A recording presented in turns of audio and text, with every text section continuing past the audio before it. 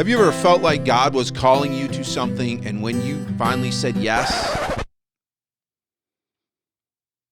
yeah, it's like God just ignored you. This big thing that he had planned doesn't happen. If so, give me 5 minutes of your time, and I want to encourage you today.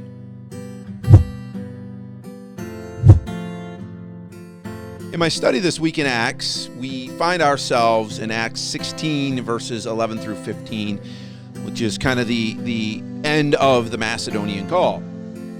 And this really encouraged me because if you think back to the Macedonian call and how God closed doors to get Paul in Macedonia, now we pick up this narrative and the team finds themselves in Philippi. And it says there, Luke writes that they just waited for a few days. God had done all of these things to close doors to get them in Philippi, and now nothing. So Paul just kind of does what he knows to do, and he goes to be with the Jews. But there's not even a synagogue in Philippi because there's not enough Jewish men. There is, however, a house of prayer. So on the Sabbath day, they go to the riverside where they find this house of prayer. But it's just ladies, just a group of ladies. So Paul sits down and has an ordinary conversation with these ladies. And he does what he just always does. He shares the gospel with them. But this was no ordinary conversation. See, every one of those doors that God closed to get Paul and Silas and his team in Macedonia, this dream that Paul had that told him to come over to Macedonia and help us, all of those things were literally God working for this moment.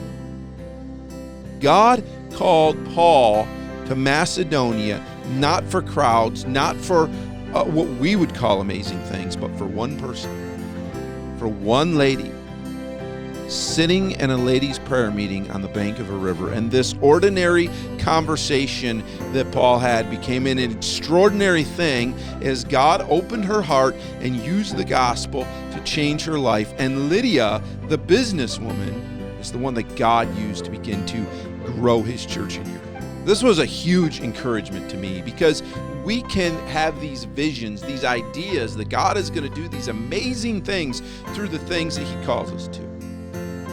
And then he just doesn't. We see one or two people.